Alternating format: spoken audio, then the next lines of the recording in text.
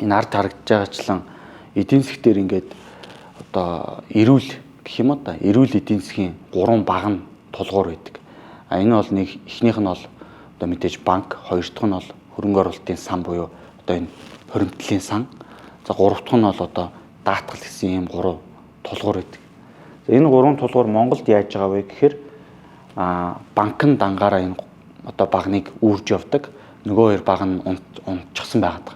За эндээс хамаарат нөгөө баян олсны ялгаа, за тий ажил хөдөл ядуурл, за зээлийн өндөр хүү гэдэг ингээд нийгмийн одоо хүнээр ярих юм бол өвчний шинж тэмдгүүд илрээд байгаа. Өвчний суурь шинж чанар нь болохоор энэ багантай холбоотой асуудал байгаа.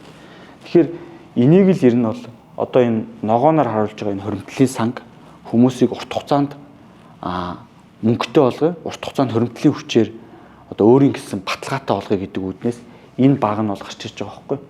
Банк бол ерөөсөө л богино хугацааных гэдгийг бид нар маш сайн ойлгох хэрэгтэй.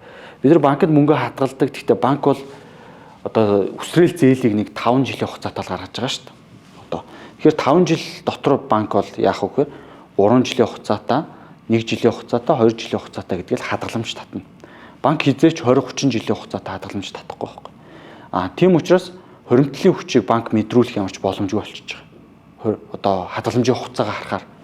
Тэгэхээр өнөөдөр нийт 5000 гаруй данс нийт хадгаламжийн чинь одоо 89% бүрдүүлээд байгаа. Буюу нөгөө банк ч өөрөө урт хугацаанд хоригдлын хүчийг мэдрүүлэх тийм институт биш учраас хадгаламж хүмүүс хийгээд идэг, баяждаггүй. Яагаад баяждаггүй гэсэн чинь мөнгөтэй хүмүүс нь л хадгаламж дээр баяжээд байна. Тэр бомтой хүн хадгаламж хийл л та. Тэгэх юм бол жилийн одоо 12% хүн авлаа гэтэл жилд 120 сая төгрөг хүндээ авч байгаа байхгүй. Гэтэл сая төгрөгтэй хүн хоригдл хийгээ яах юм бэ?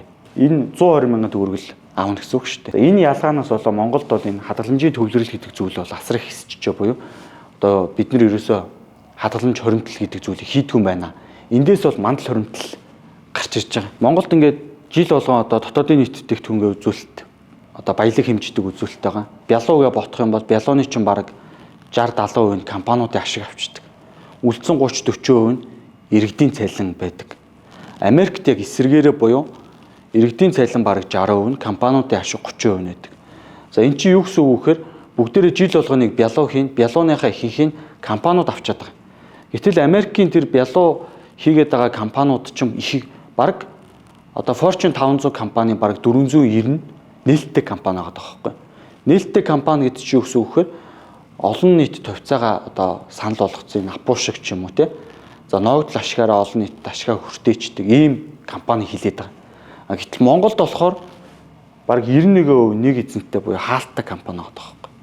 Тэгэхээр яаж чинь нөгөө бялуу хийлээ, бялууны чинь 60% нь хаалттай компани өөр дээр авчиж байгаа байхгүй. За тэгвэл энэ компанийг бид нэр дээрэмдэх юм уу? Талбай дээр гарч бослог гаргах юм уу? Эсвэл бид нэр одоо мөрөөрөө бизнес хийгээ явж байгаа хүмүүсийг одоо булааж авах юм уу те хөрөнгөний. Тэгэхээр энэ механизм олон улсад яаж явдггүй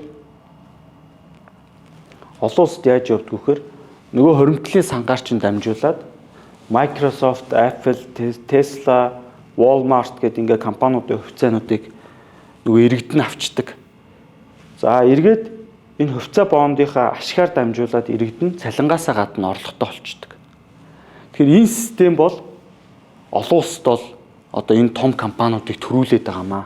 Тэгэхээр өнөөдөр Монголд бол ямар байна гэхээр бид нар мандал хоригдл дээр юуг дамжуулж хийх гээд байна гэхээр за монголчууд бид нар мандал хоригдлаараа дамжууллаа. Хаан банк, Апу, Худалдаа хөгжлийн банк, за тэгээд MCS гэдэг энэ томоохон группүүдийн хувьцааг авна. Эргээд хувьцаа бондыг авна. Эргээд тэрийгээ одоо ард түмэндээ ногдол ашиг эсвэл одоо өгөөж тэ өсгсөн мөнгөөр нь эргүүлж ингэж энэ хүмүүсээ бас цалингийн орлогоос гадна юм баялагтай, капиталтай, хоригдлолтой болгох гэдэг. Тэгэхээр энэ зорилгыг л одоо бий болгож мандал хоригдлол анх бол одоо мэдлсэн байгаа.